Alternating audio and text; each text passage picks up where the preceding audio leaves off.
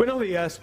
Hoy se empieza a tratar la ley Bases, que si sale será el primer proyecto de ley que puede sacar el gobierno de Milei del Congreso.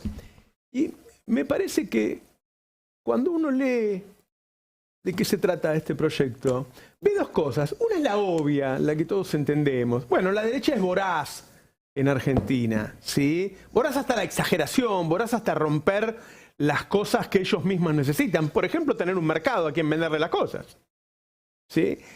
Ahora también habla de una enorme mediocridad, de una clase dirigencial gris, adormecida, chanchada, que se parece a la palabra que dice Milei, casta, ¿sí? Cuidar el puestito, no trabajar mucho, no pensar, no prepararse. Una reforma laboral hoy, con la revolución tecnológica que ha habido en los últimos años, y cuando digo últimos años, digo incluso hasta últimos meses, porque ahora la tecnología se mueve de esa manera, avanza a pasos gigantes, y compara con la reforma laboral que se va a hacer, que es igual a la de los 90, es igual a la de los 90. Hace 30 años que pasamos por ahí, 30 años. No hay nadie que diga, cuando viste que tratan de usar en vez de reforma, le ponen actualización, modernización, para que no suene a viejo. Y cuando lo vas a abrir, tiene un olor a humedad eso. Hablar de los juicios laborales en Argentina, ¿saben cuál es la litigiosidad laboral en Argentina? Es el 0,3% de los trabajadores. Solamente el 0,3% de los trabajadores hacen juicio laboral. ¿A ustedes les parece que tienen que eliminar derechos para que no haya ese 0,3% de juicios? Van a sacar las multas para los empleados que están en negro.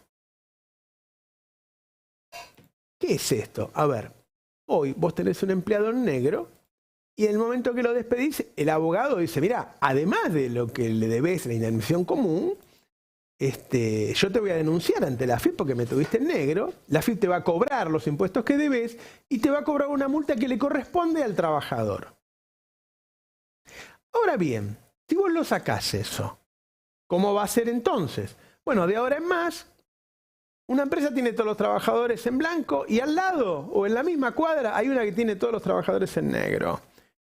Ese que tiene todos los trabajadores en negro, el día que lo agarren, o porque despidió un empleado, o porque un empleado se consideró agraviado y se considera despedido, de hecho se puede hacer eso porque lo tienen en negro, todo lo que va a hacer es pagar lo que debía, es decir, pagar lo mismo que el otro, que siempre tuvo todo en blanco. Es como si cambiáramos el código penal y dijéramos, de ahora en más, cuando agarramos un tipo robando el banco, le decimos, ah, no, esto no lo hagas más, ¿eh?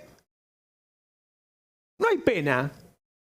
Es el fin de la pena para el que negrea trabajadores. Esto junto con una moratoria, un blanqueo, que perdona las deudas viejas. Es decir, de ahora en adelante no te voy a cobrar nada y para atrás tampoco. Cuando dicen que no hay plata para los jubilados, ¿y de dónde sale la plata? Del aporte de los trabajadores. Y si el patrón no lo hace, ¿cómo va a haber plata para los jubilados?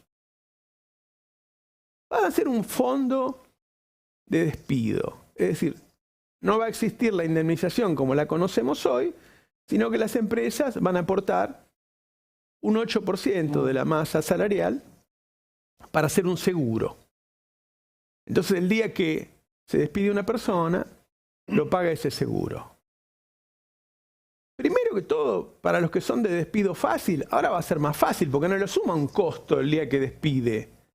Una empresa se quiere sacar de encima 10 trabajadores, 50, 100, lo paga el seguro. Ahora, para la mayoría de las pymes, que son el 95% del país, una pyme tiene mucho contacto con sus recursos humanos. Son los amigos, la familia, alguien que le recomendaron, lo ve todos los días, trata de formarlo para ser eficiente. Ese empresario pyme, que son la mayoría del país, ahora va a tener un costo más El 8% de la masa salarial es como si tuviera otro aguinaldo, no medio aguinaldo, otro aguinaldo. Es como si pagara 14 sueldos por año y no 13. ¿Y para qué hacen esto? A ver, vos pensalo, no le conviene al trabajador, no le conviene a la mayoría de las empresas. ¿Para qué lo están haciendo? Bueno, porque ese 8% lo van a administrar los bancos. Van a crear, ¿vieron como las AFJP que administraban nuestro fondo de jubilación? Bueno, van a crear estos fondos de despido y va a ser un negocio enorme, gigantesco. Imagínense lo que se va a sumar.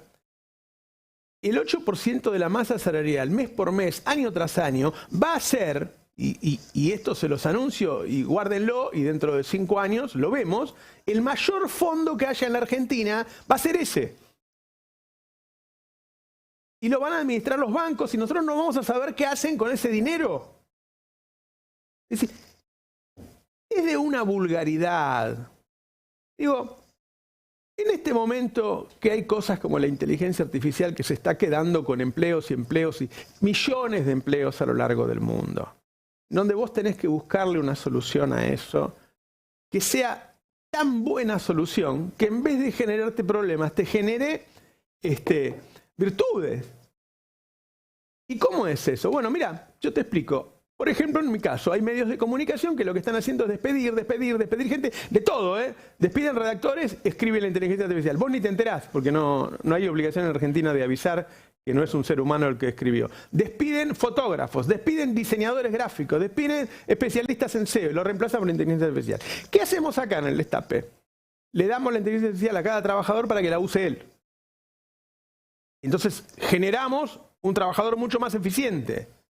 Bueno, esas cosas hay que legislar.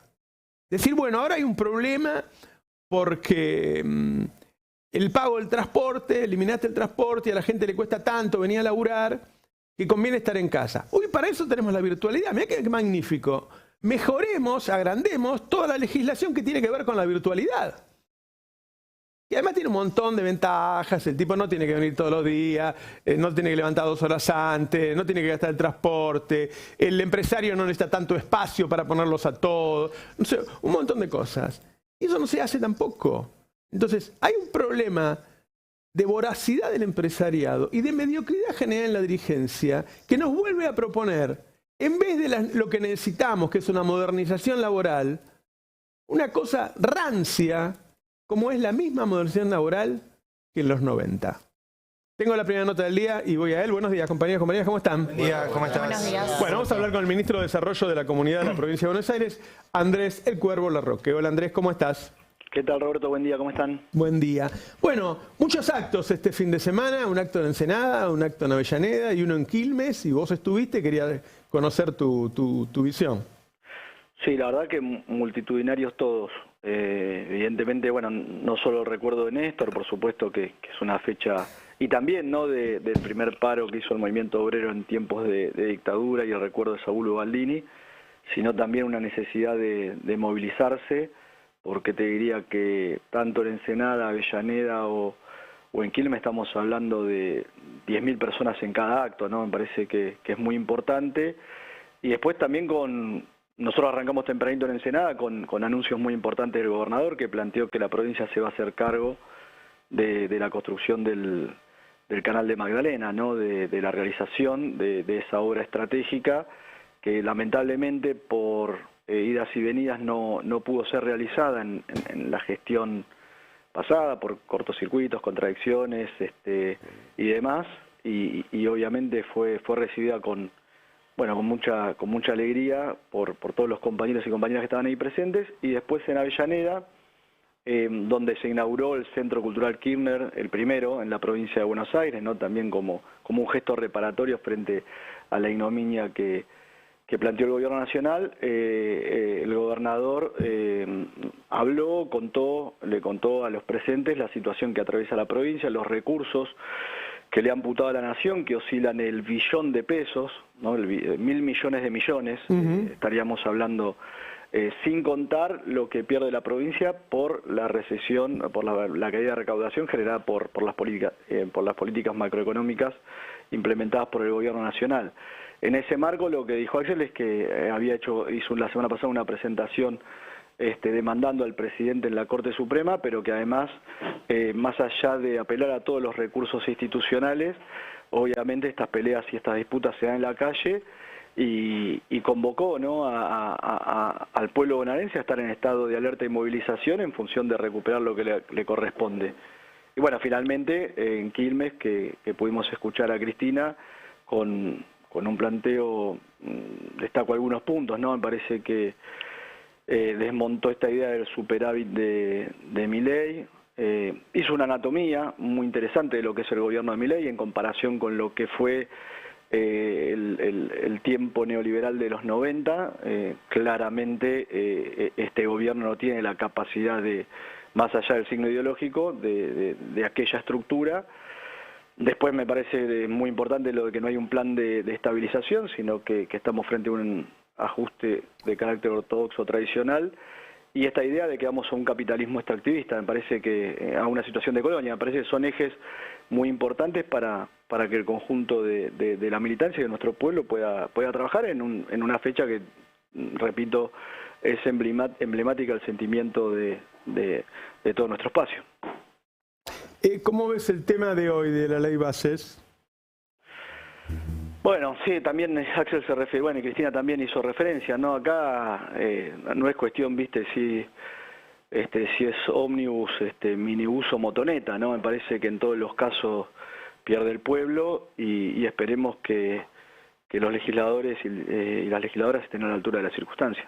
Yo estaba comentando recién que me llamaba mucho la atención lo viejo de la reforma laboral, ¿viste? Todas cosas de los 90. No, a ver, si hay algo arcaico es el liberalismo, ¿no? El liberalismo cada tanto tiene esa capacidad de barnizarse de novedad o de modernidad y en realidad estamos hablando de una doctrina política económica que sufrió una crisis muy profunda a inicios del siglo XX, bueno, generando dos masacres como fueron la Primera y la Segunda Guerra Mundial, y la crisis entre medio, la crisis del 30. Teóricamente eso estaba superado, bueno, después en la década del 70 con Margaret Thatcher, luego Reagan en Estados Unidos, generaron un reflujo que fue hegemónico con la caída del muro de Berlín, el desplome del bloque soviético, bueno, todo lo que conocemos. Y evidentemente hoy, sin tanto brillo, vuelve a emerger en nuestro país, pero las recetas son las mismas. Claro. Y uno piensa el otro día en la marcha que hubo tanta gente, que parecía un pueblo en busca de una representación, ¿no? Cierta orfandad por ahí. Y pienso que en algún momento tiene que empezar a ver más claramente que hay una alternativa, que hay otras ideas, que hay otras voces. Y también pienso que cuando se buscó hacerlo solamente por la unidad, cuando todo se buscó simplemente el hecho de la unidad, bueno, después para gobernar no funcionó bien. Entonces, yo me imagino que el peronismo y cada uno de los sectores debe estar repensando, bueno, ¿y qué hacemos con esto? ¿Cómo nos presentamos como alternativa?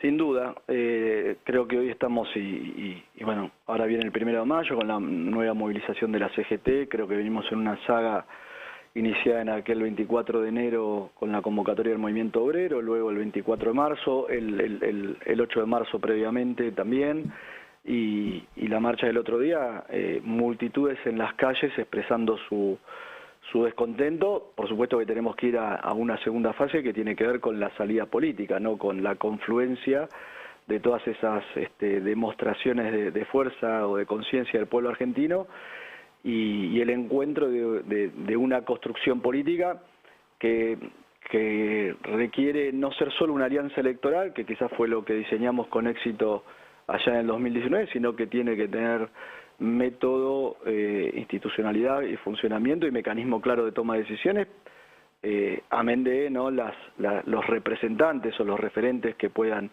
canalizar esas expectativas para que no volvamos a tener una decepción como lamentablemente ocurrió entre el 19 y el 23. Me parece que obviamente por eso cuando se plantean debates nadie se tiene que enojar, y recuperando el espíritu de Néstor, ya que una fuerza que apela al dinamismo tiene que tener la honestidad de poderse decir las cosas frontalmente y y hacer una clara evaluación de qué es lo que está pasando, una autocrítica, empezando por cada uno, por supuesto, pero entender que no hicimos las cosas bien, que hoy Milei es presidente y que nosotros tenemos que construir un nuevo renacer peronista en la Argentina.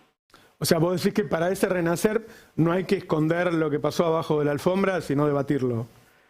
Y sin duda, porque si uno no examina que, a ver, si nos quedamos en los síntomas y no analizamos las causas, bueno, vamos a tener una acción superficial. Tampoco creo que alcance como respuesta a lo que ocurrió en la Argentina repartir culpas, ¿no? Creo que necesitamos recuperar madurez en la construcción política, no la tuvimos en la experiencia de coalición, y la verdad es que generar un frente político para que rápidamente, por supuesto, después analizaremos en detalle las responsabilidades de cada uno, de cada sector y demás, pero evidentemente la experiencia fue frustrante y nosotros no podemos volver a repetir ese espectáculo. Si seguimos haciendo las mismas cosas, seguiremos obteniendo los mismos resultados. ¿Sí vos? Sin duda, me parece que, a ver, en la construcción política el orden es fundamental, y sobre todo en el peronismo. Entonces tiene que haber reglas claras de funcionamiento, referencias potentes, por supuesto, y orden a la hora de ejecutar la acción política. Yo siempre digo que al peronismo se le perdona cualquier delito estético, menos la falta de ejercicio del poder. No creo que en ese sentido siempre ha sido una característica indeleble del peronismo, más allá de sus bandeos coyunturales por las situaciones o los marcos ideológicos dominantes. ¿Y todo eso está en proceso o no? Yo creo que sí, sin duda, pero me parece que no hay que esquivar ese debate. Me parece que acá nadie está ni discutiendo la comodidad de los dirigentes, ni nadie busca pegarle con un bastón a nadie, sino que justamente lo que estamos tratando de hacer es discutir sanamente cómo salir de esta situación. Por supuesto que cuando se genera esta situación de debate, de cierto revuelo, bueno, a río revuelto, ganancia de pescadores, puede aparecer algún oportunista, pero creo que debemos separar la paja del trigo y ver cuál es la discusión de fondo y cuáles son las intenciones de aquellos que nos sentimos en deuda con el pueblo argentino porque hoy Milei es presidente.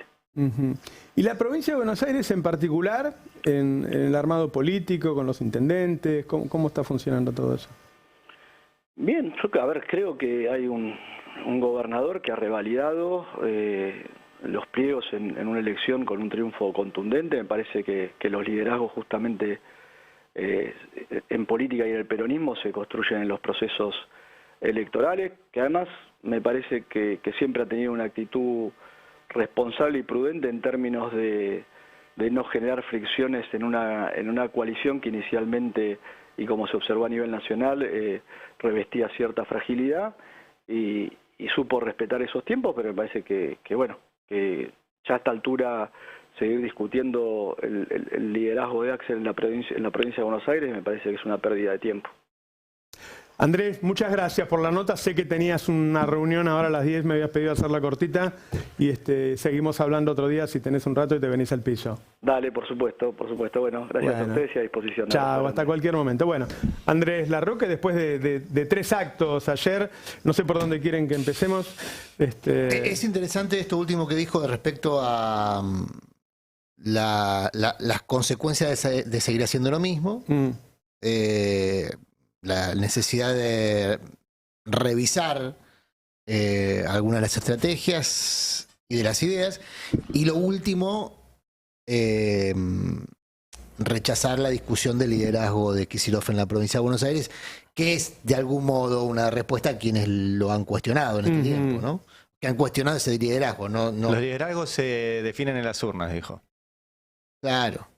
Kicillof lleva 2 elecciones de 45 puntos en la provincia de Buenos Aires. Sí, y la última, el peronismo a nivel nacional tuvo la peor derrota de la historia y él ganó por 20 puntos. Es difícil discutirlo, qué sé yo. Sí, bueno. Igual es interesante que habló en primera persona en plural cuando dijo una dirigencia que está en deuda con un pueblo porque ahora lo está gobernando Milei, digamos, haciéndose parte de una dirigencia que de alguna manera participó, ¿no?, en la construcción por rechazo o por, digamos, por lo que sea, pero de la aparición de Milei, como ahora, lo que siempre decimos, que no nació de un huevo. Más Milei. allá de la construcción... No, es que centrarlo todo en que el culpable es un señor que se llama Javier Milei y que todo el resto de la dirigencia política y de la sociedad no tienen nada que ver, que vino, lo dejaron los marcianos, un día lo trajeron, pusieron ahí, no sabemos qué pasó. Más allá de la construcción política, igual, retomo algo que hablamos habitualmente con Ari en los pases, cuando vos le preguntaste sobre cómo ves la provincia y la relación con los dirigentes, eso es muy importante porque eso es la gestión, que es lo que le importa a los ciudadanos. Claro. Y la preocupación, me parece que hay hoy, es que la discusión interna en el peronismo, la disputa de liderazgo, complique la gestión por los posicionamientos que se van tomando en, bueno, no sé si llamarlo bandos, tal vez es mucho, pero en lugares, ¿no? En lugares políticos. Me acuerdo de una frase que acuñó Massa durante la campaña, que es: no nos cabe un problema más. ¿Se acuerdan? Sí. Bueno, me parece que a la gestión de la provincia de Buenos Aires no le cabe un problema más, porque ya de por sí es una gestión compleja.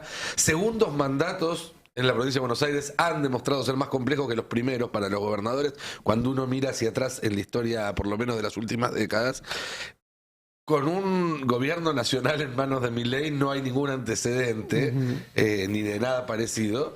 Entonces, mantener a esa provincia que es tan amplia, pero sobre todo al conurbano, donde vive casi un tercio de la población de todo el país, en esas condiciones, bueno, no caben mucho más problemas. Y hay que, para decirlo en términos sencillos, el camporismo maneja 10 intendencias, más una parte importante de la gestión legislativa, los intendentes, lo que se llamó históricamente los varones, que en su momento, en el último tiempo, estuvieron orientados por Insaurralde, manejan cuotas de poder también relevantes, porque manejan municipios y manejan la legislatura bonaerense. Es decir, que una ruptura en algunos de los espacios de las tribus en la que se divide la representación política de la provincia es una complicación de gestión que, como decía, y además Nico, hay un fantasma, y además hay el famoso fantasma histórico: ningún gobernador de la provincia llegó a presidente, ¿no? ¿Viste ese fantasma? Ahora, y por esta también, bueno, es que claro, también pasa que cuando había uno con chances,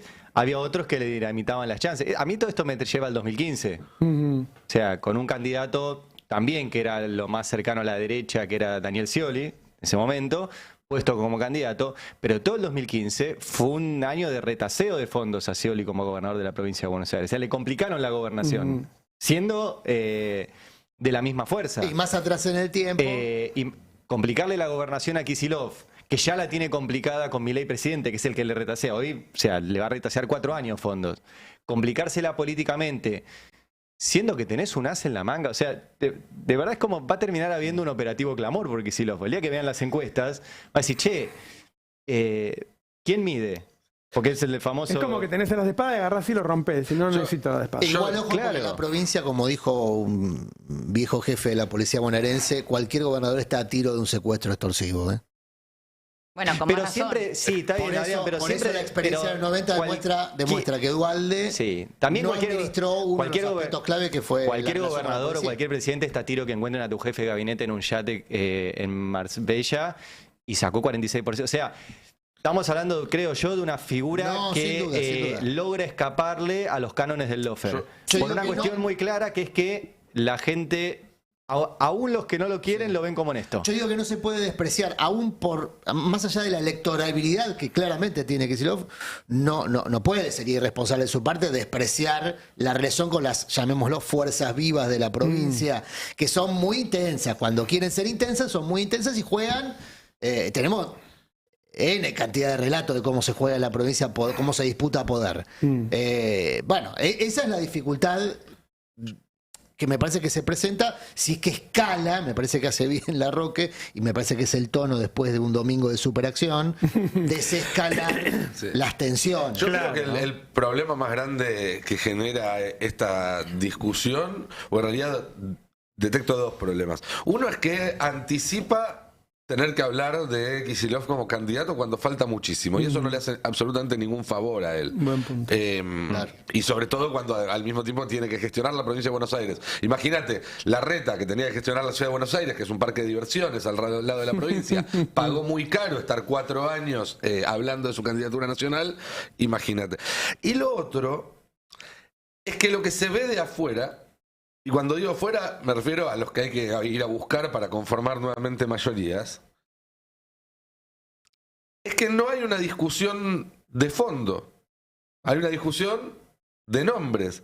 Y eso es básicamente lo que se rechaza como la casta. Claro. Digo, ¿cuál es la diferencia de fondo? Se corre el peligro de en el parecerse proyecto mucho a lo que económico. Milei dice que es ¿Cuál es la diferencia de fondo? No, que y a puede lo- haber y a lo detalles, que- pero ¿cuál es la diferencia de fondo entre el proyecto económico de Máximo y de Axel? Por poner 2 nombres, pero podríamos hablar de otros dirigentes peronistas también. Y me parece que si hay diferencias, me parecería súper válido que se discutan. No, hay diferencias en Necesario el que se proyecto discutan. político, ¿no? Bueno, pero ¿qué le cambia a la gente? ¿Qué viste vos, Laura, No, ayer? yo me quedo con algo que está viniendo, que viene siendo un poco el mensaje que está dando Axel y que está dando su gabinete, que yo estoy de acuerdo y me gustaría que el mundo sea así, pero el mundo ya no es así, que él dice, me enfoco en la gestión. Ujú. Y yo estoy de acuerdo, yo creo que hay que responder a la mala gestión de Milei con buena gestión. Ahora, hoy escuchaba a la mañana el discurso del presidente de gobierno español, que decidió quedarse en el gobierno después de que le iniciaran una investigación muy floja de papeles a su esposa y después de muchos ataques de la ultraderecha había tomado 5 días para pensar si se quedaba o se iba y medio que España estaba ahí como en el medio de no sabemos si esto es un blef y un operativo clamor o se queda. Y él dijo algo que me pareció muy interesante, que es, tenemos que dar una batalla frente a una extrema derecha, si quieren después lo escuchamos, una extrema derecha que pelea mintiendo, que pelea agrediendo, que pelea instalando el miedo. Entonces me parece que, no sé bien cómo lo va a hacer, pero Axel también, y antes de que empiece el proceso electoral, va a tener que dar la pelea discursiva, verbal, porque ese es donde está dando también la pelea Milei. En términos de ganar los votos, Milei está haciendo gestión. Yo no digo no está haciendo gestión para sus sectores. Claro. Ahora, lo que ve la gente es la otra batalla, es la batalla pública, es la batalla discursiva, es lo que ellos llaman la batalla cultural.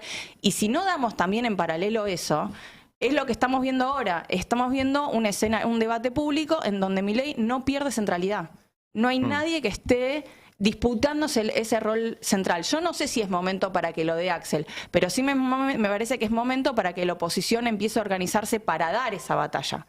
Porque como vio muy bien Sánchez, es el lugar donde se está disputando los votos, no solamente en la gestión como quizás era antes, que se mostraban simplemente resultados, porque cuando vos te enfrentás a un oficialismo que habla otra realidad, que te tira cualquier número, que no necesita justificar lo que estás diciendo, de poco sirve que vos le muestres números concretos. Hice esta obra, mejoré esto. Porque él agarra y te dice, ay, y yo conseguí un superávit genial que nunca hubo en la historia del mundo mundial. Y te salvé de la hiperinflación del 17.000%. Entonces, digo, se vuelve una discusión neurótica de dos realidades, donde la gente que decida seguir creyendo uno, es verdad que el límite llega a un punto que es cuando tu realidad empieza a chocar con la del presidente. Claro. Pero estamos notando que el descrédito que tiene la oposición hace que se le esté dando un tiempo de tolerancia y de confianza en el presidente que es mucho más largo de lo que muchos hubiésemos esperado en un análisis histórico argentino. Sí. Un poco es bueno, Fidanza, el sociólogo, tiene un poco esta teoría, creo que la escribió el fin de semana, de opuestos necesarios, que es una teoría que vuelve permanentemente cada vez que Cristina retoma posición en la escena. El que cambia es la contraparte. El opuesto necesario en su momento era Macri, ahora el opuesto necesario de Milei.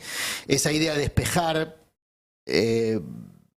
personas que tienen diferencias que son más que matices, ¿no? Pero al margen de eso es cierto que Milei, y ayer en la entrevista que dio, creo que tenemos varios pasajes para compartir de la entrevista que dio ayer, profundiza su relación con la realidad paralela. Claro, en relación a esto que dice increíble. Laura, ¿no?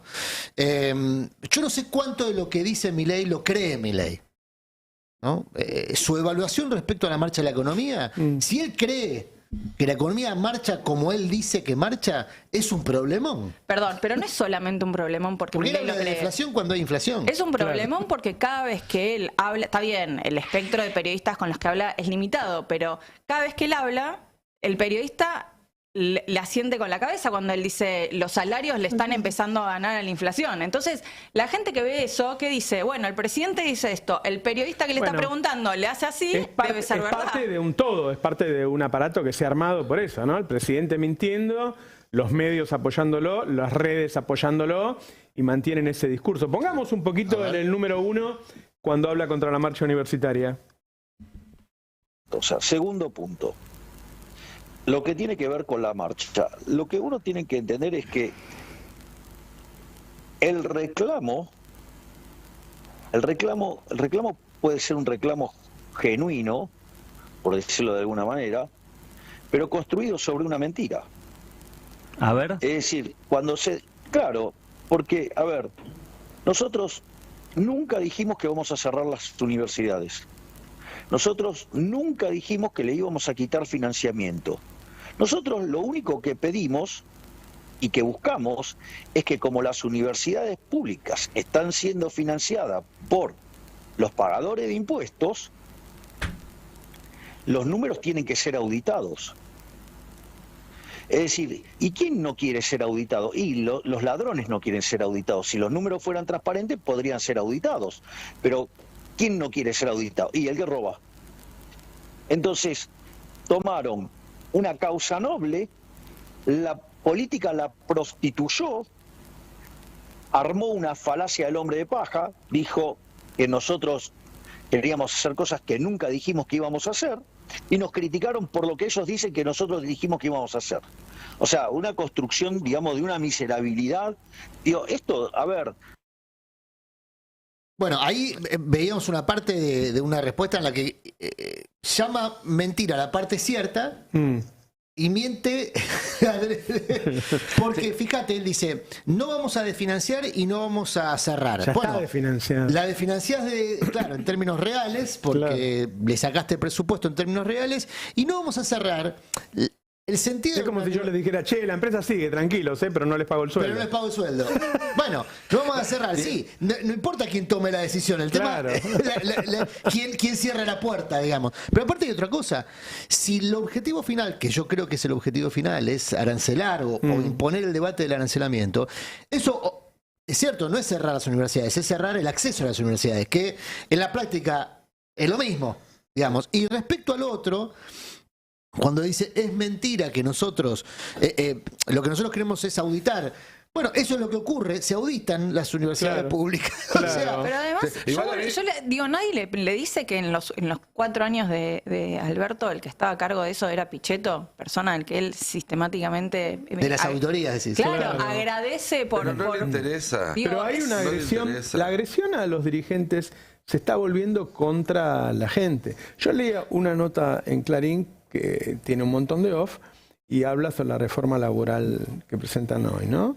Y dice una fuente del gobierno, dice, las multas son un incentivo a la informalidad. Increíble, ¿no? Justamente al revés es, y mira lo que dice, los trabajadores argentinos prefieren no ser registrados para después hacer juicio.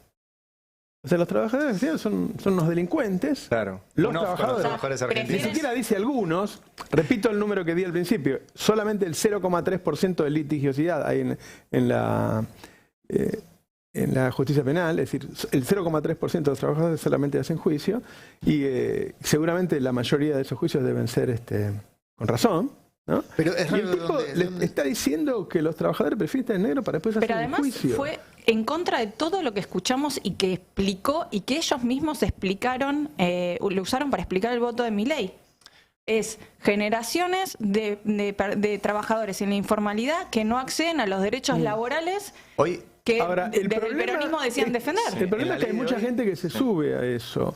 Lo que yo estoy viendo de la demonización de los maestros me parece terrible. Me parece terrible. O sea, esto de entregar las banderas y decir, no, bueno, algunas cosas tienen razón. Por ejemplo, los maestros hacen mucha huelga. Bueno, hacen huelga con Vidal y si no huelga. Ahora no hacen huelga porque les pagan. Porque cuando le pagan van a trabajar. Entonces, hay una agresión contra los trabajadores. Hoy, la ley base, para que salga esa reforma, no es que la votan los 8 tipos que tiene Milei. La vota el PRO, la vota el radicalismo, la vota gente que manda los Hubo algo gobernadores. de lo que decía Lau de los periodistas que hacen como es como el perrito del sí, ¿no? sí, Que es así. sí. La ley tiene el capítulo laboral que dice que se elimina la multa para el trabajador no registrado. Después tiene otro artículo que dice que le da una moratoria al empresario que tenía al trabajador no registrado. Y después tiene otro artículo que dice que elimina la moratoria al trabajador que no tuvo aportes. O sea, es todo al revés. O sea, Claro. y yo le pregunté hace un rato, entrevistamos a un diputado de la Libertad Avanza, Carlos de Alessandro, y me dice, sí, siempre se legisló a favor de la moratoria de los trabajadores, nosotros estamos a favor de la moratoria de las empresas. O sea, no sé cómo quieren dibujarlo, pero... Que no lo están dibujando, te lo están diciendo en la cara. están Es dibujando nada. taxativo, la ley elimina, deroga la ley de moratoria previsional. O sea que si vos, trabajador, o sobre todo Te tienen en negro. ama de casa, pues la moratoria previsional fue en general para mujeres, fue una política muy feminista además. La mayoría de las que entraron a la moratoria y que no tenían aportes, por ende no tenían jubilaciones, eran mujeres. Bueno, eso lo elimina, no va más. Si vos, empresario, tuviste trabajadores sin registrar, tenés una moratoria. Y además lo puedes echar y no pagar ninguna multa. Está como muy evidente. No, y extendés beneficios fiscales que involucran recursos previsionales.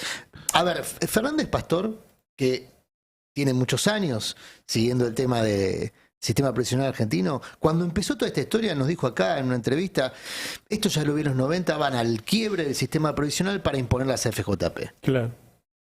Y si vos ves todas las medidas que se toman, van a provocar la quiebra del sistema. Claro. Porque no se puede financiar. Si vos otorgás tantos beneficios a quien debe hacer los aportes y al mismo tiempo, salvo que mantengan la inanición de los jubilados para siempre, es decir, que los jubilados cobren un valor simbólico, cosa que es insostenible en el tiempo, porque hay familias que se Ni sostienen siquiera por porque ese ingreso, el digamos. sistema actual se mantiene por los trabajadores actuales. Cuanto menos trabajadores actuales haya, no se va a Y sostener. en esta ley bases hay una rebaja del impuesto a la riqueza que pagás, que incluye una rebaja del impuesto a la riqueza que pagás con la guita que fugaste. Con la guita que fugaste. Sí, es que hay un hilo conductor que es darle beneficios a los que tuvieron acciones ilegales. Así es. Es todos los que se mantuvieron por afuera de la ley van a tener Es beneficios. un premio al ladrón. Qué Es suerte muy que no va a fuerte. salir, ¿no? Acá A tenemos ver, Es un hombre de Diputado convicciones. todos Nicolás, a mirar al diputado Lantos. Bueno, a ver, uno abre esta mañana los portales y todos dicen hay incertidumbre, no se sabe qué artículos pasan, qué artículos no, que era lo que les veníamos avisando desde este lugar humildemente hace varias semanas. La verdad es que está muy complicado. Ayer a la noche Elisa Carrió anunció que la coalición cívica salía del interbloque Hacemos Coalición Federal, que eran unos votos con los cuales se contaba hasta ahí, quizás no todos, pero algunos. Por lo que se está poroteando hasta ahora, todo esto es minuto a minuto igual. Pero facultades delegadas no sale, impuesto a las ganancias Para no eso- sale. Perdón, Artículo 1. ¿ninguna? Ese es el 1.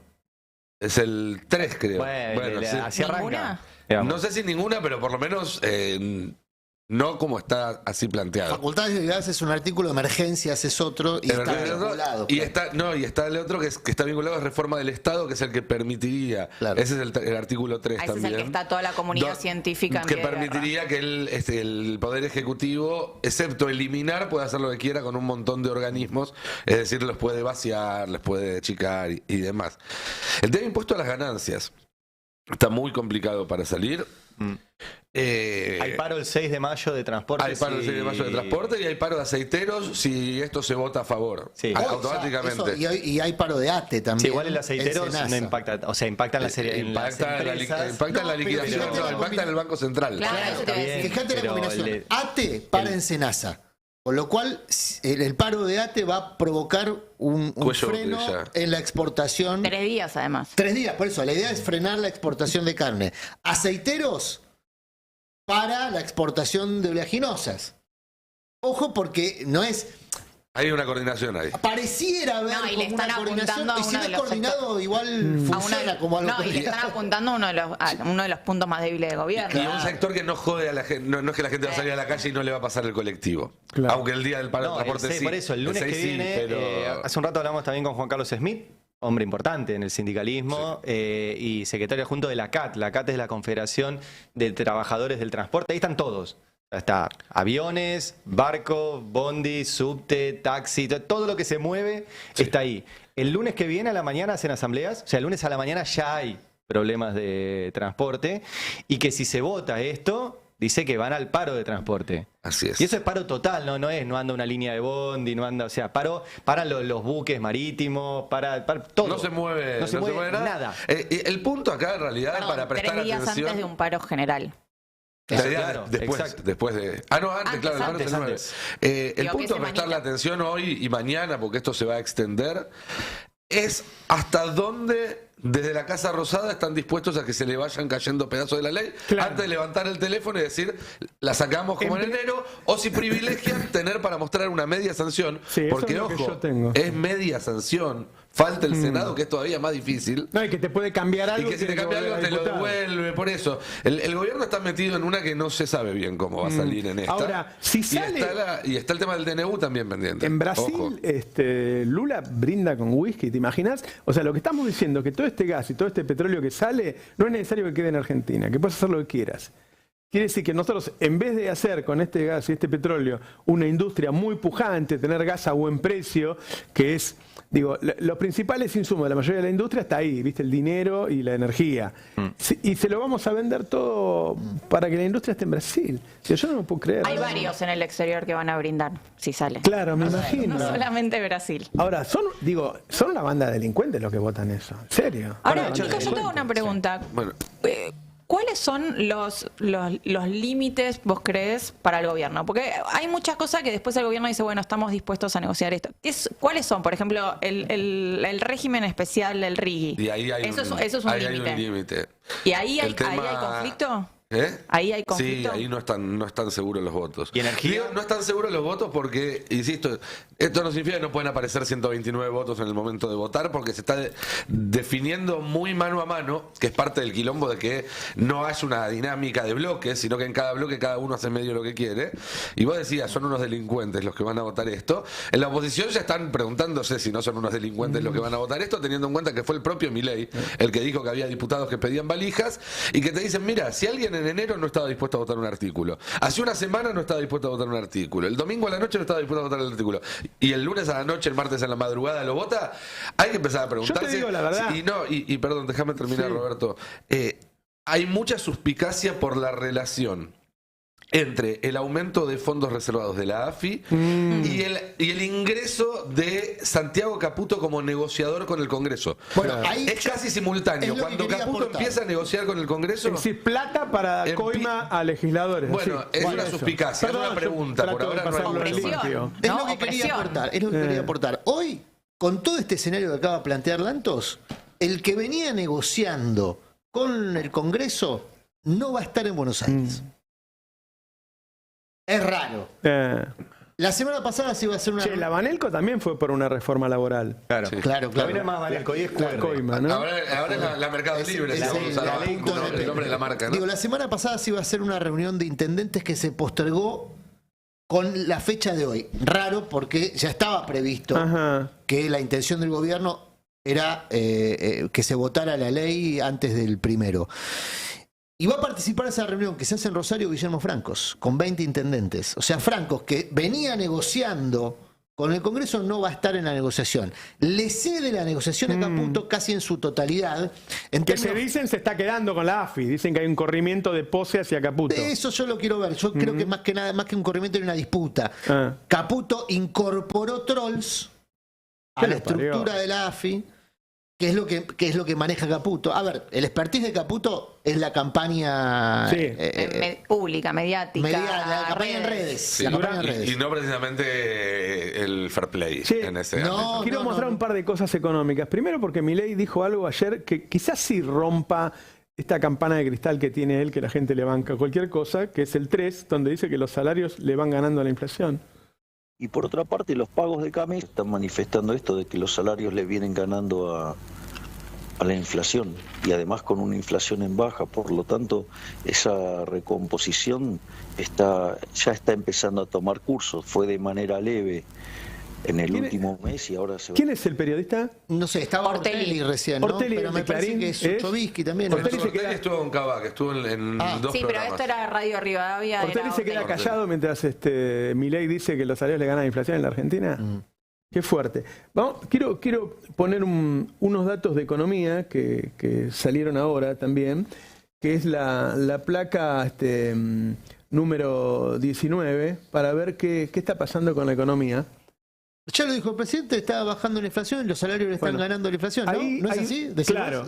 Hay dos mediciones de caída. Miren lo que es esto. Mirá, impresionante. Caída de la actividad económica en marzo, si se fijan, es mucho más grande que la de febrero, que la de enero. Es decir, la caída de actividad económica es cada vez más grande, 8,5%. Y después hay de otro, en este caso Ferreres, que dice que la caída fue de 9,7%. Una caída del 10% es una hecatombe, o sea, te tiene que caer una bomba, ¿entendés? No sé, la pandemia. Es la una caída cosa de la así. pandemia, eso iba a decir. ¿Sí? Es el 10%. Entonces, decir, che, yo ya estoy en el 10% de inflación, con una caída del 11%, con una caída del 11% tendríamos que estar bajando los precios un 10% por mes. Y a- Es decir, ¿sabes cuántos empleos se van a perder con la economía cayendo al 10%? Además, sigue cayendo, no es que cayó un mes.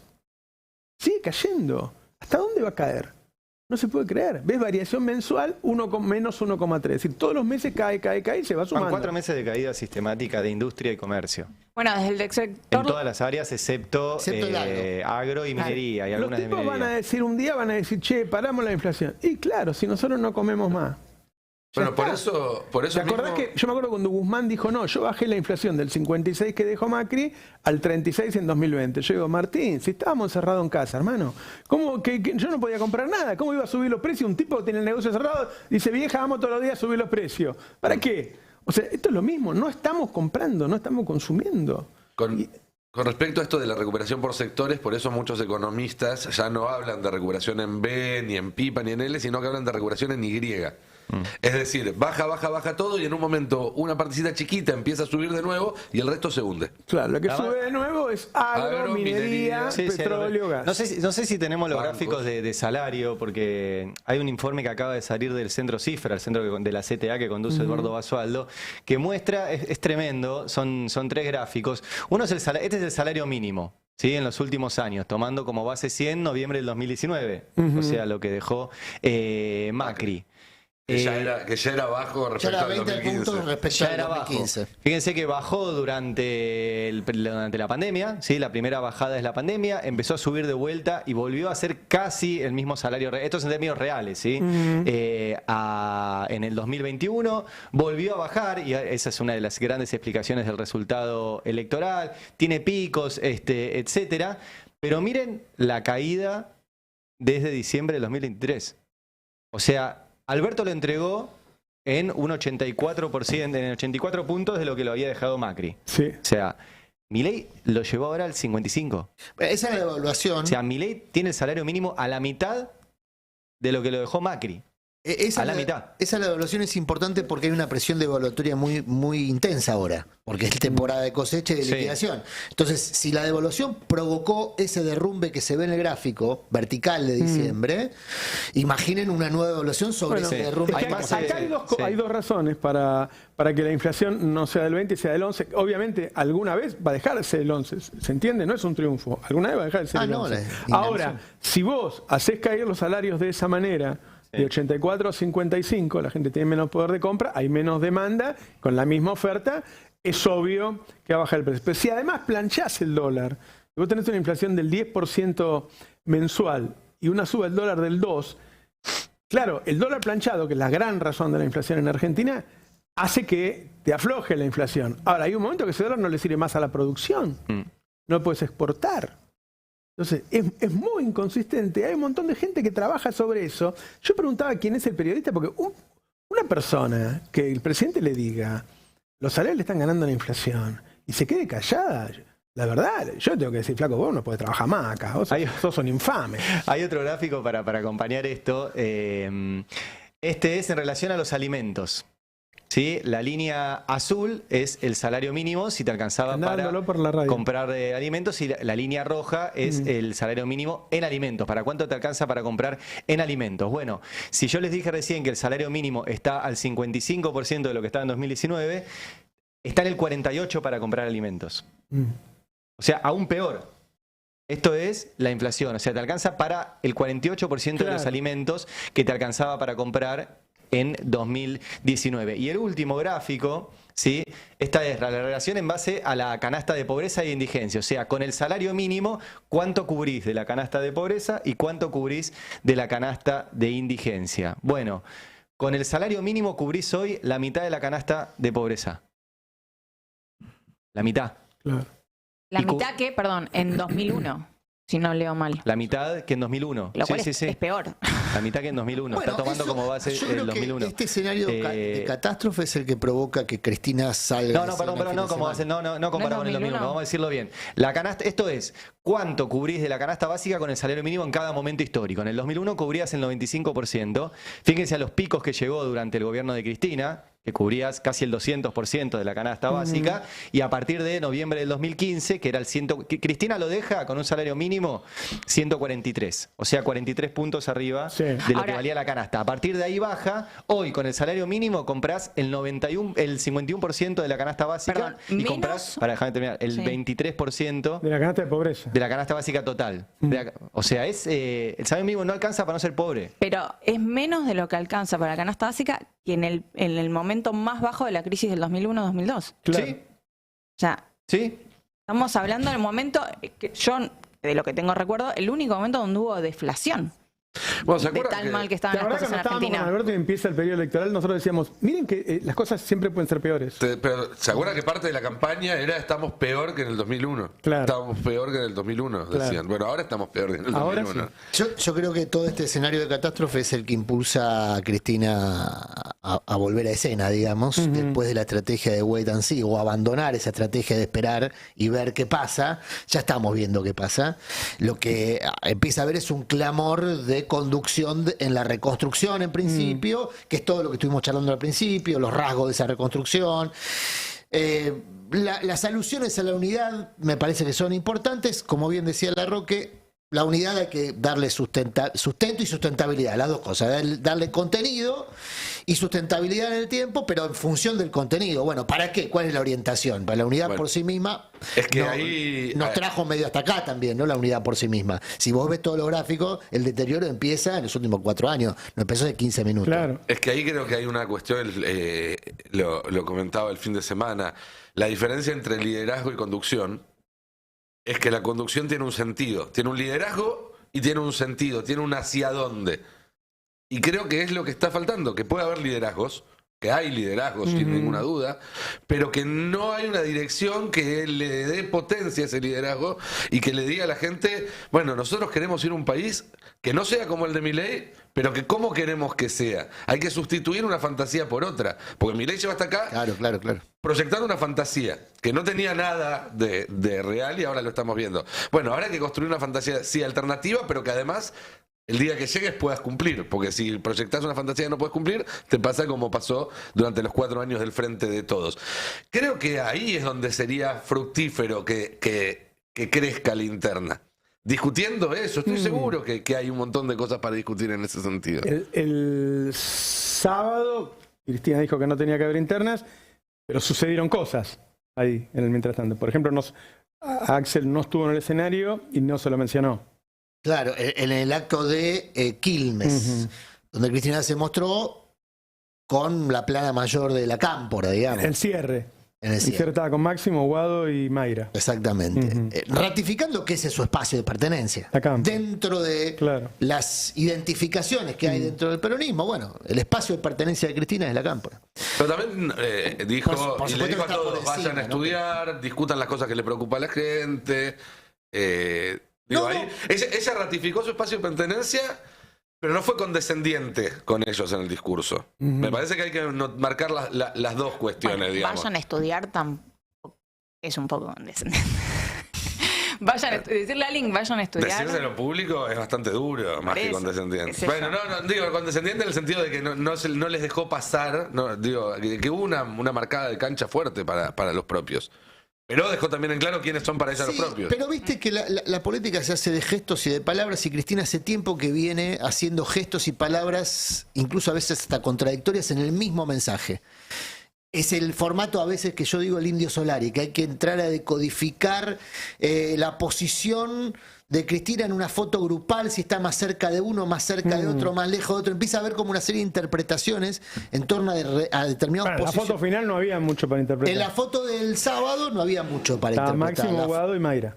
En la foto final del escenario. Y después hay una foto... No, la de afuera, está diciendo Roberto. No, la del escenario. Por eso, la del escenario, o la de afuera, Cuando vuelve a salir, afuera. Pero hubo otra foto en donde ya hay algunos caciques bonaerenses referenciados en una adentro que difundió ella en sus redes. La foto es una foto interna donde Es una está foto más grupal, que Espinosa, tampoco está Kicillof. está Otarmi, no está Kicillof, pero hay Es raro eso. determinados elementos de la política bonaerense que vienen trabajando en combinación con la Cámpora hace bastante tiempo, con Máximo particularmente en el PJ bonaerense, con la presencia de Espinosa, que es una presencia importante por el peso específico que tiene La Matanza en cualquier discusión política de la provincia de Buenos Aires. Pero ahí estaba Otermín, que es Insaurralde, o sea, estaba esa estructura que es la que vienen trabajando en conjunto desde hace tiempo.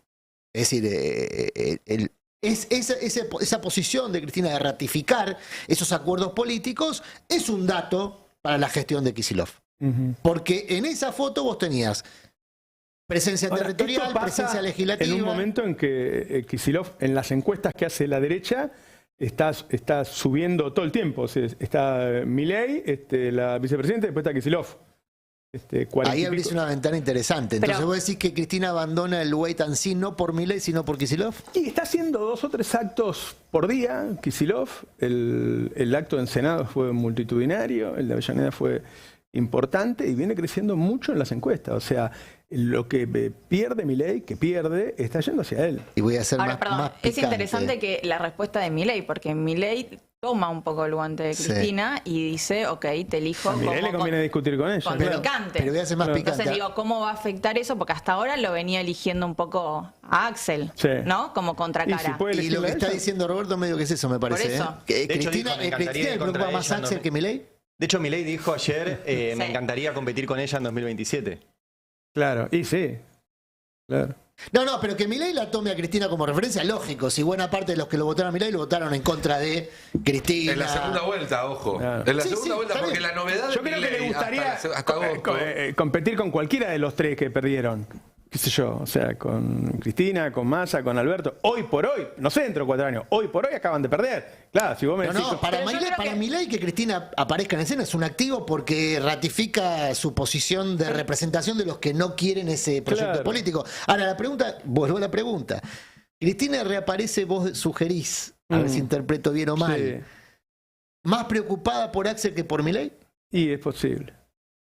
Mirá las encuestas del fin de semana que publica Clarín con Axel muy arriba del 40%. O sea, lo que va perdiendo Milei está pasando a Axel, que es el que todo el mundo ve como el candidato a presidente natural del peronismo. Es que yo creo que Milei también plantea un 2027 con Cristina, más que pensando en esto que vos decís de las últimas elecciones, pensando en el crecimiento de Axel. Claro. Si vos confrontás y generás una polarización Milei-Cristina, se desdibuja lo que puede ser una candidatura, digamos, o Axel tiene que salir a disputarle, digamos, una situación mucho más Y incómoda además para vamos a hacer Axel. algo que tiene que ver con lo que vos decías. No hay una antes, competencia de candidato porque Cristina no quiere ser candidata, lo sabemos todos. Claro. Y al mismo tiempo No, los pero pasa tiempos... algo Pero también ya, que es, perdón, ya lo que es vimos antes, discursivo. que ella no quiere ser candidata, pero Quiere genera... decidir quién es el No, candidato. pero genera un movimiento durante mucho tiempo en el que... Ayer se cantó coquetea, Cristina presidenta. En el que Ayer coquetea se con la cantó Cristina posibilidad. presidenta, Entonces sí. ahí medio que anulás espacios para que sigan creciendo otros. Además, sumo algo. Vos decías antes qué pasa que con la discusión discursiva de Milei. Kicillof volvió a revalidar en medio de un gobierno nacional que no le fue bien con el discurso de más Estado, más derechos. Ese es el discurso de Kicillof. Sí. Se resume más Estado, más derechos. El discurso de Milei es menos Estado, más libertad. Esos son como los dos contrincantes. Sí. Menos Estado, más libertad. Más Estado, más derechos. Eso es como el de Milei se va a caer. sea, por más de que él diga que los salarios le ganan a la inflación, las leyes que mandan, esto no se va a sostener. Claro. O sea, lamentablemente, o sea, no se va a sostener. O sea, no vamos a poder comprar, no vamos a poder consumir, no vamos a poder curarnos. Esto se cae a pedazos. Y bueno, por eso... Y que el que sostiene el discurso alternativo públicamente y lamentablemente casi solo es Kicillof, que te dice más Estado, más derechos, no voten un solo artículo de la ley que se discute hoy. Kicillof el sábado dijo, no voten ni uno solo de los artículos que se discute hoy. Yo no escuché a muchos gobernadores decir eso. ¿Sí? Escuché a poquitos, no con esta potencia, y otros que están negociando artículo por artículo, que son todos malos. Yo le leí de vuelta, porque ahora son 232 los artículos. La leí de vuelta, porque yo lo intento. Yo digo, qué sé yo, en 232, uno bueno tiene que haber. No hay. Y el único que dice más Estado, más derecho es Kicillof. Yo creo que con el tiempo va a quedar tan evidente, y esto que vos decís, el que se le caiga a Milei, que es el tipo que realmente creyó en Milei. Hay un 30% que lo votó en primera vuelta, que creyó en Milei, porque estaba harto del Alberto, estaba harto de Macri. Ahora, pero también qué difícil va a ser construir más Estado, más derechos si se cae el gobierno nacional, porque también, digo, sí, depende mucho de eso. Provincia de Buenos Aires no va a poder ser una isla completamente. No, y entonces ahí hay un desafío Kicillof importante. ya le metió 4 demandas en la corte. Sí, claro. pero con 4 demandas en la corte. con esta corte, ¿qué hacemos? Una cosa maravillosa que tiene la política. No votar los pliegos que mande Milei, que veo también, perdón que voy a insistir con esto, porque pase lo que pase, yo voy a ser muy duro con eso. Veo a sectores del peronismo que ya me han dicho que van a acompañar el pliego de Ariel Lijo a la corte. Cosa que Milei también habló ayer. Yo no lo puedo entender. O sea, no hay ninguna razón. Hay muchas cosas además que no entiende la gente de a pie, no sé cómo se puede decir, ¿no? De lo que está pasando. Porque la gente te dice, yo quiero Cristina y Kicillof. Sí, claro, todos queremos saber. ¿Cómo no vamos a querer a Cristina? La interna no pasa por Cristina y Kicillof, pasa por Máximo y Kicillof. Y el tema es que Kicillof está ocupado en gestionar. Habla de la aceleración de los tiempos. Y hay algo que es maravilloso. Quizás por la aceleración del deterioro de Milei, ¿no? Por eso yo asociaba los gráficos que veíamos hace un ratito y de la economía. Ese deterioro de la economía acelera los tiempos y modifica estrategias. Por ejemplo, esperar y ver. Igual la economía es como una piedra que se va agrandando y que en algún momento lo va a tirar al piso a Milei. Pero claro, se están estirando los hilos. No hay espacios vacíos en política. No hay espacio vacío. Se cae Milei, alguien tiene que estar ahí. Hoy el que emerge es Axel. Me parece que, y si interpreto bien tus palabras, lo que Cristina estaría tratando de evitar es que sea solo Axel el que emerja en la provincia de Buenos Aires, ¿no? Después hay otras personas que también están haciendo política. Una disputa de poder como ocurrió con Alberto, como ocurre en la política. La política es eso, a la gente le cuesta creer que esas cosas son así. No, eso Ojo, porque algo que es maravilloso de la política es que no siempre los actos tienen el efecto buscado. A veces hay efectos colaterales. Y yo entiendo esta dinámica, es evidente, esta dinámica existe, esta interna, porque algunos además putean y dicen, ¿por qué inventan interna? La interna está ahí, está a la luz del día. Pero yo sigo pensando para mí que a lo mejor a Axel, que Cristina se lleve la marca un rato no le hace mal. Insisto, Axel tiene por delante 4 años durísimos. Y tiene el hecho de que todo el mundo ya le pone el sello de candidato, porque como va a llevar 8 años en la provincia, no puede ir a ningún otro lado. Bueno, pero cuanto menos se lo vea a Axel como candidato y cuanto más se lo vea como gobernador, creo que va a ser más fácil para él. Pues si no, le pasó a Scioli, le pasó a Larreta, el primero que corre es al que más le tiran. Siempre. Por definición. ¿No sé que lo hizo para eso? No dije que lo hizo para eso. Dije que muchas veces en la política uno busca un efecto y tiene un efecto que no es el deseado. Y también digo que los mismos que desde provincia quizás refunfuñan un poco porque creen que, bueno, y a lo mejor, como dicen los filósofos contemporáneos, los Rolling Stones, no siempre obtenés lo que querés, pero muchas veces terminás obteniendo lo que necesitas. Y Argentina es un país muy complejo como para hacer lecturas lineales, eso es lo único que digo. Ahí igual yo compro la tesis en tiempos institucionales normales. Lo que estamos afrontando es una anormalidad. Sí. Desde el punto de vista de la gestión institucional, desde las consecuencias de esa gestión y por supuesto entonces desde la reacción. O sea, si es anormal el presidente, anormal no lo estoy valorizando, estoy diciendo está fuera de lo común. todo, y ocupa la centralidad hoy de la escena política, bueno, todo lo que ocurra en torno a ese, a ese dispositivo es novedoso. Claro. Entonces, yo no sé si hoy hay posibilidad de pensar estrategias a 4 años o a largo plazo. Yo creo que las estrategias se van modificando minuto a minuto, porque también van modificándose los personajes. Yo contaba hace un ratito lo de Francos con los intendentes. Hay cosas que pasan, digo, lo que pasó el día del acto de los maestros, esa operación que le dijeron a Axel que quería subirse al escenario, y en realidad no era así, él estaba diciendo que no. Bueno, ¿quién hizo esa operación? ¿Qué sé yo? Es muy fuerte. No sé quién la hizo, sé quién la difundió. Bueno, es muy fuerte. Entonces, esas son cosas pesadas. Claro. Bueno, ahí entra la tesis que dice Nico, guardarse un tiempo. El tema es si el aceleración... ¿El fuego amigo? ¿Te podés guardar el fuego amigo? ¿Y si no haces enojar al amigo? Pero el amigo no trabaja, el amigo para no discriminar a nadie. Y yo creo que muchas veces el silencio de Axel tiene que ver con evitar fuego amigo. Yo creo que fuego amigo. El amigo cuando hay una situación de debilidad en la política, como está pasando el peronismo, tiene que fortalecer sus eslabones más fuertes. Y hoy el eslabón más fuerte es Axel. Es así. Además, el amigo que porque el poder es poder futuro.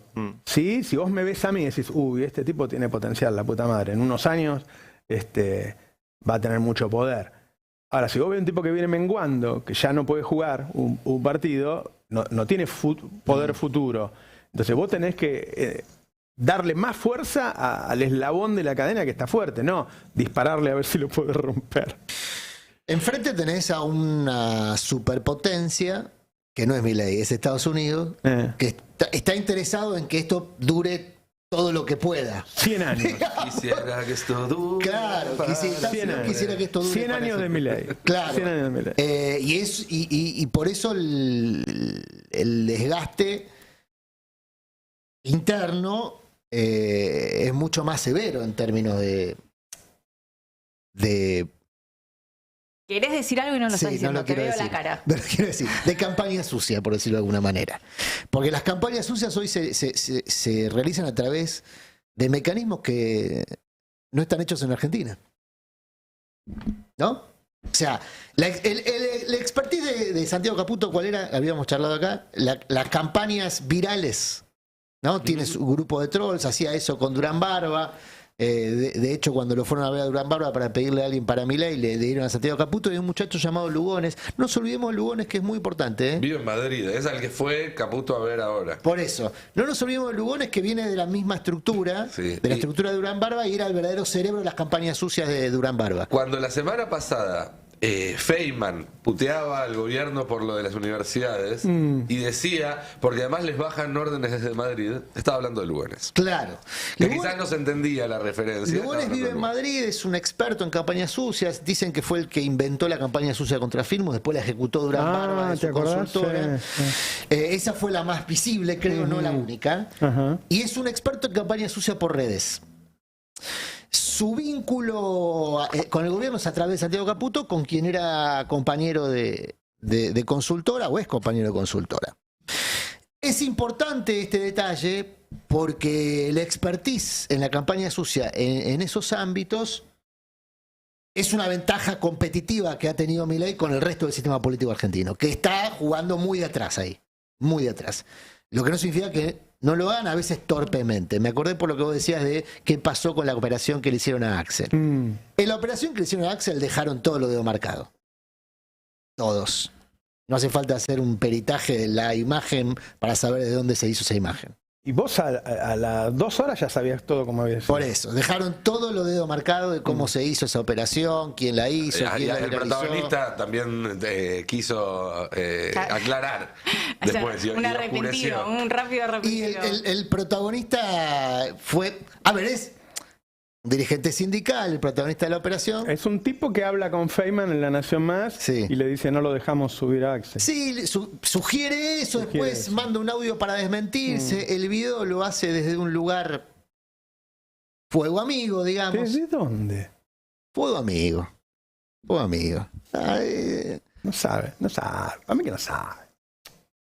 Yo sé. El video se hizo desde una casona Ajá. Cerca de la marcha. en San Muy Telmo, cerca de la marcha. Ajá. Casona en No San es Telmo. no es San Telmo, pero bueno, no importa. ¿Qué es? No sé, yo de barrios ¿no? porteños no conozco. Balvanera. San Nicolás. San Nicolás, bueno, Yo no zona sé de qué céntrica. hablan. Me encantaba porque estaba viendo cómo ¿No lo te miraba acordás que y con los ojos. hubo una operación diciendo que no le habían dejado subir a Axel al Sí, escenario? no, eso sí, y lo- que era lo mentira. comenté, todo, Esa sí. operación, ¿cómo nace? Un tipo sale con Feynman y dice eso. Anro se llama. Anro, sí. ¿Desde qué lugar? ¿Desde dónde estaba hablando por teléfono? Ah. Anro. dónde? Salió por videoconferencia, sería. ¿Desde dónde? Yo Claro. de la manera es muy grande. No sé, hay. O no San sé, Nicolás. Hay Yo no sé, de hay verdad. institutos que no enseñan, no educan. Digamos. Claro. Pero ese está no. Todo sea por la patria. Henry. Todo sea Ok. por la patria. Bueno, y después, ¿cómo se viralizó? Eso es fuego amigo. Eso fue amigo. ¿Eh? Eso fue amigo. Pero yo digo, ese fue amigo. Yo creía que los amigos no te disparan. En todo caso, o te marcan alguna cosa o te traicionan. Si no, no existiría la frase fue La frase amigo. fue amigo porque justamente te Siempre hay amigos Claro. Entonces es que una no son buenos es una amigos. Sí que traición. existía un video real donde se pudo mostrar que Axel dice, Sí. no, yo no subo el escenario de ustedes y qué sé yo. Si no Claro. quedaba como que él se había querido subir. Claro. Bueno, entonces yo lo que digo es, ojo, porque esa ventaja que tiene Milei a través de Caputo y de Lugones de hacer campañas sucias, se puede aplicar como se aplicó hacia otros, hacia terceros o hacia los propios, que Claro. es lo que temen ahora dentro del dispositivo gobierno. Que Francos haya sido excluido de la negociación política es un dato muy relevante. Porque Francos es el que rescata a Milei. ¿Se acuerdan lo que yo contaba la historia de Pose y de Milei El Club de tomando... los 5. Claro, del Club de 5 tomando café en una especie de Siberia del grupo Urnequian. El que los rescata de Siberia es Pose, que se los lleva a trabajar a Aeropuertos Argentina 2000 porque los dos estaban muy excluidos del sistema del grupo Urnequian. O sea que Francos es un tipo muy relevante en la vida de Milei. Claro. Que sea excluido por Santiago Caputo habla de un dispositivo de poder que maneja Karina y que lo hace cada vez más a mano de hierro. Premio y castigo, más castigo que premio. Claro. Más castigo que premio. En ese círculo íntimo de Karina están Martín Menem, Lule Menem, Santiago Caputo y para de contar, su secretaria privada. Entra y sale Sandra Petovelo. Que es trolls, servicios, guita. Es todo sucio ese servicio. Bueno, ese dispositivo es el que lo puso a la parrilla muchas veces a Francos. Claro. Cada vez que, Sí. por ejemplo, en La Nación Más se mencionaba la inminente salida de Francos del gobierno, rápidamente aparecía otro que lo desmentía. Por ejemplo, Feynman decía, ¿Franco se está yendo? Y aparecía Majul, que forma parte del mismo dispositivo, pero está en otra línea. ¿Majul no tiene un despacho en Rosada? No, el despacho de Majul está en lo que era el Instituto Casa Patria en su momento, donde ahora funciona el Ministerio de Desarrollo Social. Ah, Petovelo. Que ese Un precioso edificio ahí. hermoso sobre el edificio Cerrito, ¿no? hizo un gran ministerio. Digamos, la cantidad Feynman de- serrucha ahí, serrucha ahí, Pega ahí. Bueno, ¿por qué Feynman le pega a Petovelo sistemáticamente? ¿Por qué? Porque Petovelo tiene entre sus ministerios absorbidos, digamos, ministerios que le interesan a Macri. Ministerio de Trabajo, que quedó en manos de Techín, Macri lo quería para sí. Y después la relación con las organizaciones sociales. Claro. Para Macri en su gobierno fue muy importante la relación que trazó con algunas organizaciones sociales. Sí, sí, lo sé. Entonces, ese dispositivo Macri lo pretendía administrarlo. En el acuerdo que habían armado con Milei, eso quedaba en manos de Macri. De repente aparece Petovelo, que es de Majul. En la interna... Nosotros no tenemos ninguno, che. ¿Qué lo parió? Y- No no. pusimos. No. Y en 2027 vamos a poner. Bueno, el un Pichichi, gobierno. ¿no? ¿No lo contás como propio? Ah. Nadie lo cuenta como propia Pichichi, me parece. Por un rato. esa El es de- Pichichi es de es solo alquiler. de Pichichi. Che, El me gustaría Pichichi hoy que, está linda trabajando. frase. que le dedicáramos unos minutos, Laura, a lo que pasó en España. Sí, yo- Me parece que hay que contextualizarlo, decir, la dificultad que tienen los gobiernos progresistas, aunque sean buenos, eficientes, bien considerados como los de Sánchez, para avanzar los ataques frontales que reciben, ¿no? Vamos a contar un poquito lo que pasó. La semana pasada, tanto los españoles como el resto del mundo nos sorprendió una carta que publicó en sus redes sociales Pedro Sánchez con algo que los presidentes o los primeros ministros no suelen hacer, que es anunció que por denuncias completamente flojas de papeles contra su esposa por supuesto tráfico de influencias y corrupción, se tomaba 5 días, suspendía todo, se encerró con su familia y se tomaba 5 días para pensar si iba a renunciar o no, porque la situación, decía, el acoso contra su esposa era demasiado. Una aclaración, ¿quién hizo la denuncia? ¿Cuál era el acoso contra la esposa? Justamente, ¿quién hizo la denuncia? Y la denuncia le hizo una organización, ellos se llaman sindicato, claramente no es nada que se parezca a un sindicato, se llama Manos Limpias. Es una organización de funcionarios y exfuncionarios que se legaliza en el 95, en la que nadie esconde sus afinidades con el franquismo, donde sus vínculos con partidos de extrema derecha es explícita, al punto de que su titular fue candidato en los 80 por un partido de extrema derecha para las elecciones europeas legislativas. Y lo que hacen es sistemáticamente bombardear con denuncias a la izquierda, a la centroizquierda. Por ejemplo, en el 2006 denunciaron ante la justicia a todos los que participaban en ese momento y eran las cabezas visibles del proceso del diálogo de paz con ETA. ¿Para qué? Para que el proceso cayera, digamos. Y personas que además tienen condenas en primera instancia, que después, como tienen muy buenos vínculos con la justicia, porque la justicia es parecida en un montón de países, los absolvieron, pero tuvieron una condena en primera instancia por estafa y no me acuerdo cuál era la otra figura legal, porque básicamente lo que hacían era denunciaban, son denunciadores seriales con la bandera de la corrupción, denunciaban a funcionarios y después les pedían plata para retirar la denuncia. Original acá. Lo más parecido acá es la Fundación por la Paz y el Cambio Climático, que también es gente vinculada con sectores de extrema derecha y que se dedican a hacer ese tipo de denuncias. Esto es lo que tiene interesante y es un buen ejemplo para un montón de otras cuestiones que demuestra la extrema derecha, es que ellos hace 20 años más o menos que vienen haciendo esto. Y cómo durante un montón de tiempo la derecha tradicional y sectores que se consideran democráticos los apoyaban porque iban en contra de lo que a ellos no les gustaba para el país, ¿no? Entonces cada vez que metían una denuncia contra partidos o fuerzas independentistas, celebraban. Y además porque es la bandera contra la corrupción, ¿no? Que es como la figura. Es Loeffler, o sea, no es otra cosa que eso, pero de manera mucho más... no sé cómo decirlo, ya casi que nadie los toma como algo serio. Sin embargo, hace unos días, un medio español, el diario Es, consiguió una grabación entre un excomisario, también condenado por casos de corrupción, con un exfuncionario de la época de Aznar, del Partido Popular, que vendría a ser la derecha democrática de España, en la que ya hace 10 años le decían, busquen mugre de la familia de Sánchez, cuando Sánchez empezaba a ser el líder, porque queremos matarlo políticamente, literal, comillas, matarlo políticamente. Entonces lo que vino a denunciar Sánchez es, hace 10 años que esto sucede, este acoso judicial, pero estamos entrando en una etapa democrática diferente, dice. Entonces él dijo en un momento hay que poner un freno. Vos leías las tapas de ayer y hoy de los diarios de España y el PSOE estaba preocupado. Hubo manifestaciones el fin de semana donde me parece que también fue un poco lo que buscó Sánchez, ver si tenía apoyo. Él revalidó con todo esto. Él revalidó. La suerte operativo Clamor. Y ¿Quieren que me quede? También es verdad que esto es a 2 meses de las elecciones europeas, en donde se espera que la extrema derecha gane posiciones, tanto por España, por países como Italia, donde la primera ministra va a ir como candidata testimonial de todas las listas italianas, para que se den una idea. Pero esto fue muy importante y yo me quiero quedar con lo último que dijo en el discurso cuando había anunció que se quedaba, porque para mí él está, y en esto que decimos, ¿no? De que en este debate que se está dando, especialmente dentro del peronismo, creo que va a haber una tentación a usar las mismas formas,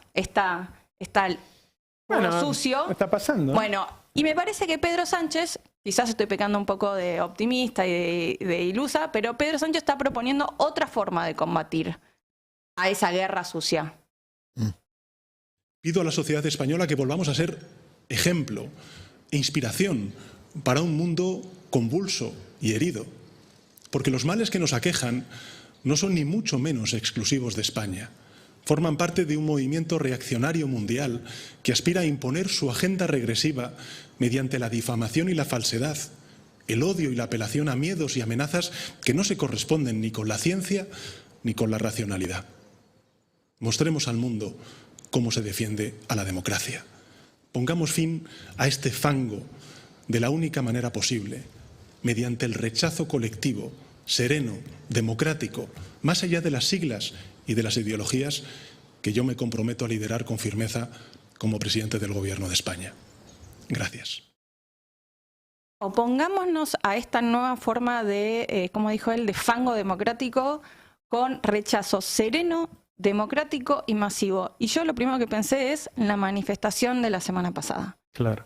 Esa es la manera de salir a resistir y salir a oponerse a un gobierno que está dispuesto a decir cualquier cosa, a generar una realidad paralela y a oponerse digamos, a sus rivales solamente a través de la mentira y la agresión.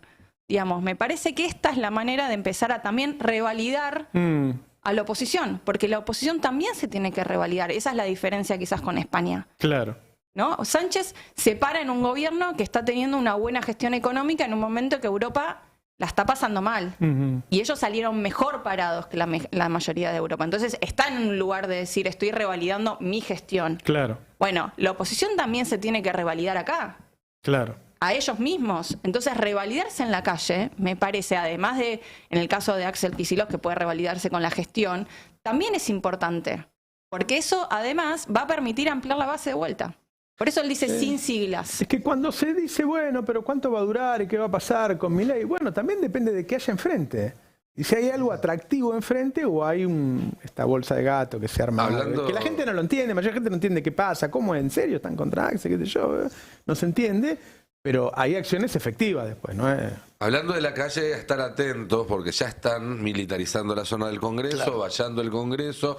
Hay convocatorias desde hoy al mediodía por parte de algunos gremios y organizaciones sociales que se entiende que es para acompañar o para estar presentes durante el tratamiento de la ley de bases, y teniendo en cuenta la duración que podría llegar a tener esta sesión y la posibilidad todavía no descartada que después de esta sesión se enlace inmediatamente una sesión por el DNU, a lo mejor esta manifestación que puede empezar hoy al mediodía continúe sin solución de continuidad hasta la gran marcha del miércoles. Y ojo con eso, con lo que pase a la noche, con las tentaciones represivas por parte de las fuerzas de seguridad, y cómo eso interactúa con lo que sucede dentro del Palacio, porque ya hemos visto que las veces que ha habido grandes manifestaciones afuera, eso tiene incidencia en el recinto. Ya hemos visto que las veces que el gobierno ha decidido reprimir en la puerta del Congreso, eso tiene incidencia en el recinto, y en una votación tan incierta como la que tenemos por delante, donde en algunos artículos es literalmente cuestión de un voto si se caen o no. Todo esto puede llegar a cambiar el diario del lunes, que en realidad no va a ser del lunes, sino del martes o del miércoles, dependiendo de cuánto dure esta discusión. Es muy loco, o sea, lo poco que se discute el contenido de la ley. Es una cuestión de forma, yo tengo la sensación. Pero si cada vez que haces una nota vos, la gente no entiende de qué estás hablando, Ari. Claro. Falta que el tipo te diga, si usted la leyó, no vale. No, pero hoy hablamos, por ejemplo, con un diputado de Neuquén. Neuquén es un personaje clave en esta ley porque hay un capítulo entero de energía y grandes inversiones. ¿A dónde van a ir?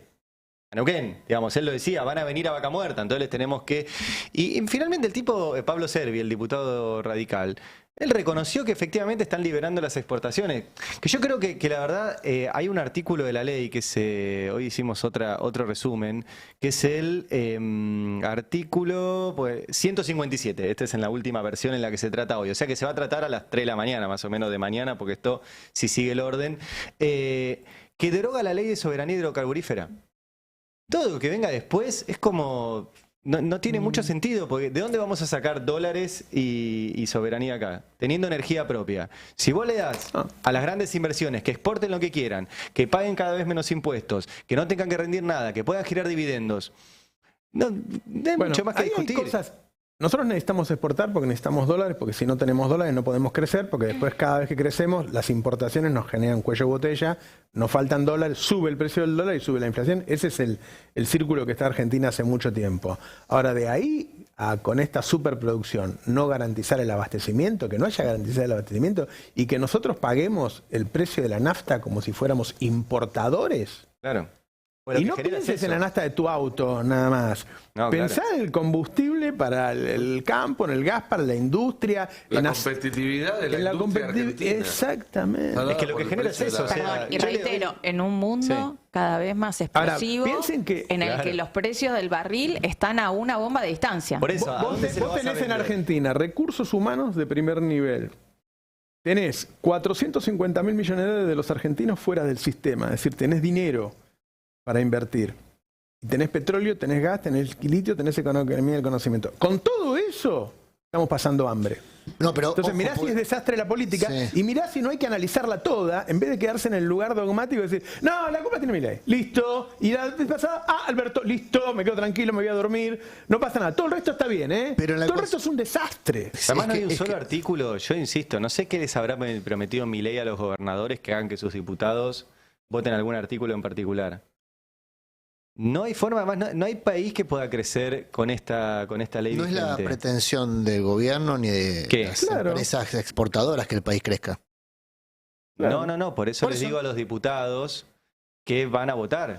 Bueno, hay muchos porque- diputados que priorizan el crecimiento de su patrimonio antes que el crecimiento del país. Eso también existe, si no somos Está bien, puede ingenuos. pasar eso, pero Ahora, Bueno, hablamos- pero digo, cuando Milei conecta con algo que muchas personas sospechan y con razón, cuando dice que hay muchos legisladores que están más atentos a su evolución patrimonial que Claro, al crecimiento de la claro, patria. Eso claro. es verdad, si no nos estamos mintiendo El nosotros. tema de los privilegios de la casta es cierto.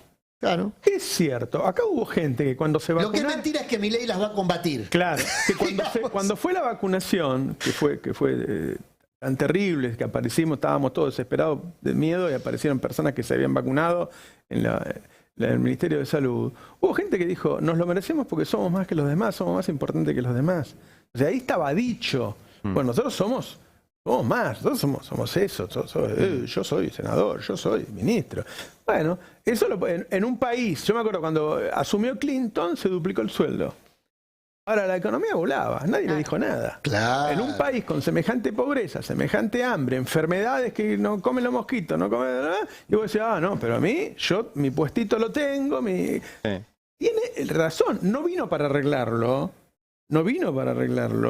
pero en muchos casos tiene razón. Sí, Ahora, y hablamos mucho Porque si no, no hubiera entrado en la gente, ¿eh? Si la gente no se hubiera dado cuenta que hay muchos políticos que les importa un carajo y que van a la villa nada más que 2 semanas antes del voto, no hubiera entrado si fuera totalmente mentira. Entró porque hay algo de verdad. Ahora, hablamos muchas veces del desafío que tiene por delante el peronismo, y yo pienso, los partidos, la llamada oposición dialoguista, ¿no? El radicalismo, coalición cívica, el pichetismo, ¿van a pagar un costo? Porque yo recuerdo que uno de los argumentos era, Milei no va a poder hacer todo lo que dice que hacer porque el Congreso no se lo va a permitir. ¿Van a pagar un costo por esta posición? Bueno, estamos tratando de hacer esto en el pase. Está amortizado, igual está amortizado, ese pago está amortizado.